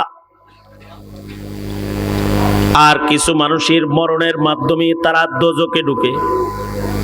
যাদের মরণ অসুন্দর হয় তাদের বরজখ অসুন্দর হয়। এ কারণে কোন কারণে যদি কোনো গুনাহগারের মরণও ভালো জায়গায় ভালো সময় হয়, আশা করা যায় কবরের আযাব মাফ। খুব ইবাদত করছে তা না, কিন্তু নসিব ভালো রোজার মাসে মরছে। রোজার মাসে কি জান্নাত বন্ধ থাকে না খোলা থাকে? আওয়াজ করে বলেন। রোজার মাসে মারা গেছে খুশনসিব, তার কবরে আযাব নাই। আল্লাহ তাআলা তো কোন বান্দাকে একবার আযাব থেকে রেহাই দিয়া আবার আযাবে দিবেন না, কারণ তার নাম রহমান, তার নাম রহিম, তার নাম গফফার, তার নাম সত্তার। একবার মাফ করে দিয়া ফেরত নেওয়া এরকম মেজবান আল্লাহ না। দুনিয়ার মেজবানে একবার দিয়া আর দেয় না, অথবা দিয়া আবার উঠায় লয়। এর আগে একটা ডিম দিয়ে গেছে, একবারে খায়া ফেলাইছে, পরে আর একটা দিছে। ডিম তো গোনা ডিম, 45 জনের 45 ডিম, তো ভুলে আবার দিছে। কয় হ্যাঁ একবার খাইছে তো আবার লয়ে গেছে। আল্লাহ তাআলার মেহমানদারিতে এরকম না যে দিয়া নিয়ে যাইব। কাউকে যদি ভালো মত দিয়ে দেয় আর জান্নাত দিয়ে দেয়, তাহলে জান্নাতেই রাইখা দিব। এ কারণে কারোর কারোর মরণের চিত্র সুন্দর হয়, কারোর কারোর মরণের চিত্র অসুন্দর হয়। এ কারণে আল্লাহর কাছে ভালো মরণ চাইতে হয়। যতদিন বেঁচে থাকবেন আল্লাহর কাছে ভালো মত চাইবেন ইনশাআল্লাহ। বলেন ভালো মতের ভিতরে সবচেয়ে ভালো মত হলো শহীদি মত। আল্লাহর কাছে বলবেন, এ আল্লাহ আমি শহীদি মরণ চাই। আল্লাহুম্মা ইন্নী আসআলুকা শাহাদাতান ফি সাবিলিক, আল্লাহুম্মা আরযুকনি শাহাদাতান ফি সাবিলিক। আল্লাহর কাছে শহীদি মৃত্যু চাইবেন। ফিলিস্তিনে যারা মারা যাইতেছে ওরা শহীদ। শহীদি মরণ কেউ পাইলে তার আমল অনেক লাগে না। মরণটা এত দামি মরণ যে সোজা জান্নাতি হয়ে যায়। নসিব যদি শহীদি মরণের নসিব কারোর হয়ে যায় তাহলে তার কবর হাসর সোজা হয়ে যায়, সালামতির হয়ে যায়। এ কারণে আল্লাহর কাছে সব সময় শহীদি মরণ চাওয়া, অথবা মৃত্যুর আগে যেন নামাজ পড়তে পারি, দোয়া করা, আয় আল্লাহ নামাজের হালতে মত দিয়েন। অথবা যেন কোরআন পড়তে পারি উসমানের মতন, দোয়া করা, আল্লাহ কোরআন সামনে নিয়ে মরণ দিয়েন। কম আজ কম, ওগো আল্লাহ মরণের দিনে আমার মুখে আপনি কালিমা জারি করে দিয়েন, এ দোয়া করা। কারণ কেউ কেউ আছে মরার আগে খারাপ কাজ করে মরে যায়। যেমন বাংলাদেশে কিছু মানুষ মরছে, মরার আগে বিড়ি খেয়ে মরছে। জিজ্ঞাসা করছে কালকে সকালে আপনার ফাঁসি, কি খাইতে মনে চাইতেছে আপনার? কয় এক প্যাকেট সিগারেট খাবো। রাত বেড়া বিড়ি খাইছে, সকালবেলায় মরে গেছে। কিছু মানুষ আছে মরার আগে মদ খাইছে। জিজ্ঞাইছে আজকে আপনার শেষ খাওয়ান কি দিমু মেনুতে? কয় মদ। মদ দিছে, মদ খায়া মরে গেছে। আর কিছু মানুষ আছে নসিব ভালো, মরার আগে কালেমা পড়ে মরে গেছে। কেউ যদি মরার আগে কালিমা মুখে আইসা যায়